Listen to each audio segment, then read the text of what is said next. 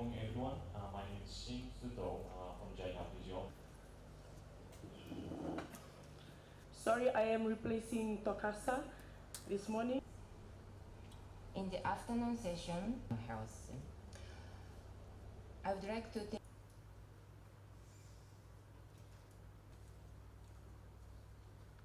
Honorable Representative JICA Fiji, physical factors. As this project all to this closing seminar of NCD project today. To ask all the participants and our invited guests. I've been to Japan, first time in my life last year, and I can tell you, I don't know whether they have any NCD or not, because nearly everybody was nice and slim and small. Or maybe I was just seeing the people in Tokyo, that's why they were all nice and slim and small.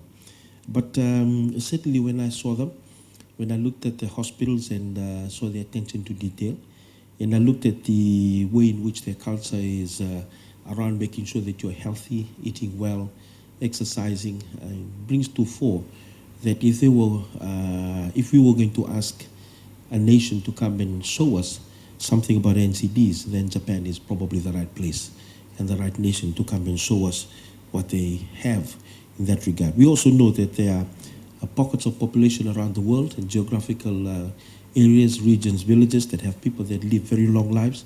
And one of them obviously is in Japan. I'm told that the closing of this project over 5 years, it was on prevention and control of NCDs in Fiji. Last week we had the Parliamentary Vice Minister for Foreign Affairs from Japan visit, and later on in the week, in the same week last week, we had the National Center for Global Health and Medicine visit. And also I've had a medical student from Japan. As you're aware, Japan has a postgraduate program, so when they say they're in year 2 or year 3, it's actually like a year 4, year 5 with us. So she's been doing an elective with us for 2 weeks in our executive support unit.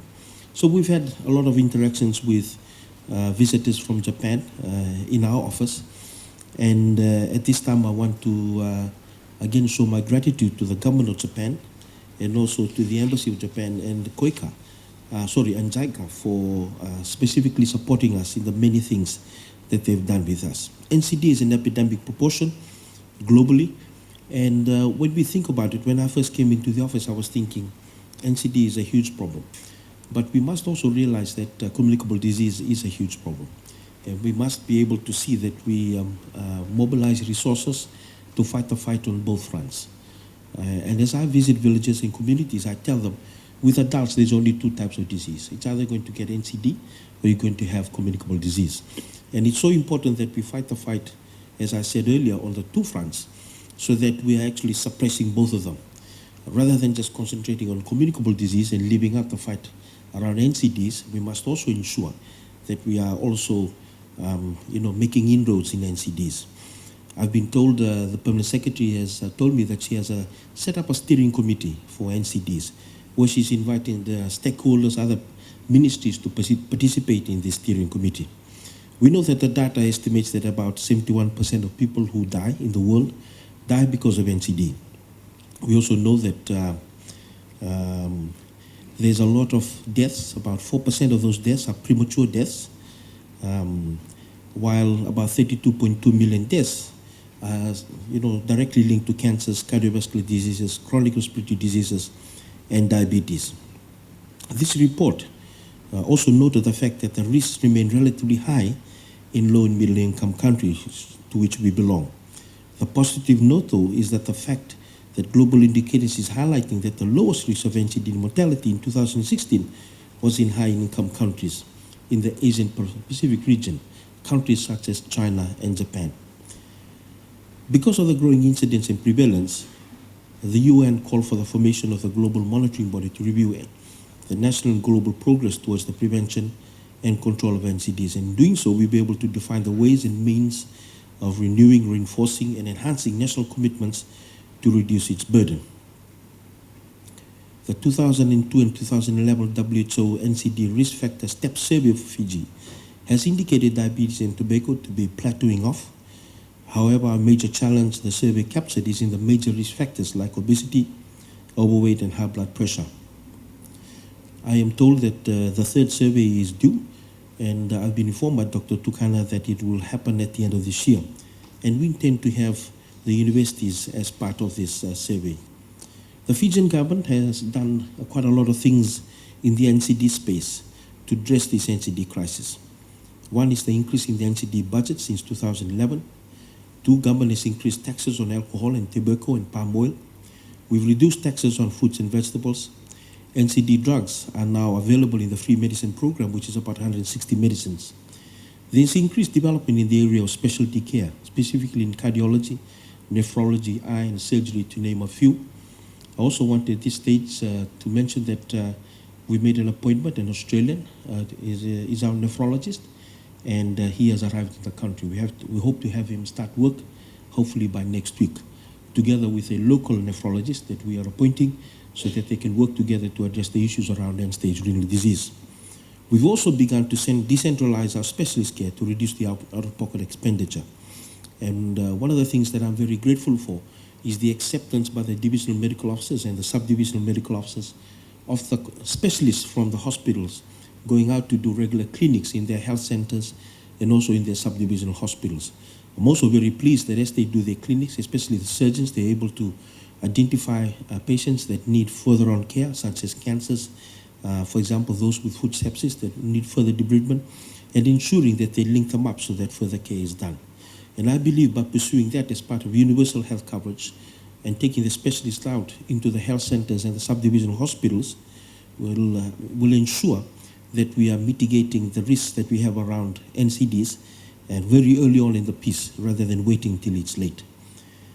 Despite all this and all the challenges by intermediate risk factors, especially obesity and high blood pressure, nutrition and physical activity, key to this challenge is the improvement of health literacy in the hope that Fijians will be better informed in making behavioral lifestyle choices daily. I understand that our ministry through the Wellness Center is accelerating wellness through its ANC, MCH and school health services. A wellness passbook should be in use shortly, which will be available to all Fijians from conception to 70 years of life. It will include key wellness indicators like nutritional status, dental status, and immunization status, to name a few. We have about 250 schools that have accepted the Health Promoting Schools program. We are hopeful with our discussions that we have with the Ministry of Education and other development partners that we want to push out and roll out the Health Promoting School to all the 1,000 schools in the country. So we've done 1/5 of the schools in the country. We're hoping to roll it out to all the 1,000 schools that we have in the country. So these are infant schools, primary schools, and also secondary schools.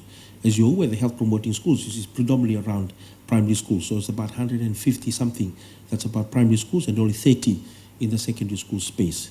What we've done is actually asked that we take it out to all primary and secondary schools based on the 6 pillars, and predominantly the 6 pillars are around NCDs, and ensuring that they have that health promoting school concept all the way from infant school all the way to when they leave school at 18 or 19 when they are Form 7. Infrastructure and early detection of cardiovascular disease is now in place. I'm very pleased that the PEN, or Package of Essential Communicable Disease model that we are using, has been working very well in certain subdivisions, and I hear some of them will be presenting today. We're also having consultations happening on the Public Health Protection Bill and regulations such as marketing of unhealthy foods and non-alcoholic drinks to children. While you will be hearing more of the results of the JICA project contributions towards our fight against NCD, I'm particularly happy and delighted with JICA's efforts towards health literacy and how we can use the findings to plan for national implementation. I was very, very pleased to see the graphics on the plate, the so-called plate that Dr. Hamada had, and the measurements on the plate. First thing I noted was her plate was smaller than my plate. And then I was also very pleased because I have been a vegetarian for 7 months now, and no meat at all, no fish, nothing at all. But I looked at that plate and I saw that I was still eating a lot of cassava and the tapioca. I needed to eat more greens. So thank you for your small plate. I have certainly taken one of them. It's with me in the office, and I hope to take it home to share it with my good wife. I also take this time to again thank the government of Japan for your continued assistance in the JICA Fiji office. I also take this opportunity, Ambassador, to wish the government of Japan well in its fight against COVID-19. I know it's a challenge that many countries around the world have.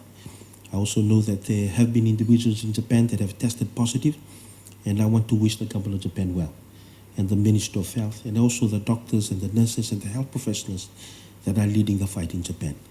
Please give them my warmest regard and our prayers from our country to yours, so that this COVID-19 will not affect as many as we have seen happen in other countries. The friends from the land of the rising sun that have been part of the team here in Fiji for the last 5 years, Ms. Naomi Sen and colleague, I say thank you. I wish you all the best from here. To the participants of the workshop, I pray that you will make this opportunity to be able to learn as much as you can. I know that many of us who are in the workshop today were not here 5 years ago when it initially started. So, I mean, I'm putting my hand up, I wasn't here 5 years ago when it started. I also know that many of us who are here wasn't here 5 years ago, but that doesn't matter. There's a Bible verse, it says that what is more important is those who finish the race. So we can all start the race 5 years ago. I know some of them are not here, but I'm so happy that you are here with me to actually finish this race. Because this race in the fight against NCD will never stop. We'll need to make sure that we have a relay of runners always willing to take that baton and fight the good fight against NCDs and CDs, as I've alluded to earlier. I thank you for this opportunity for this morning, and I have the greatest pleasure, Your Excellency, in declaring this workshop officially open. Nabolibu.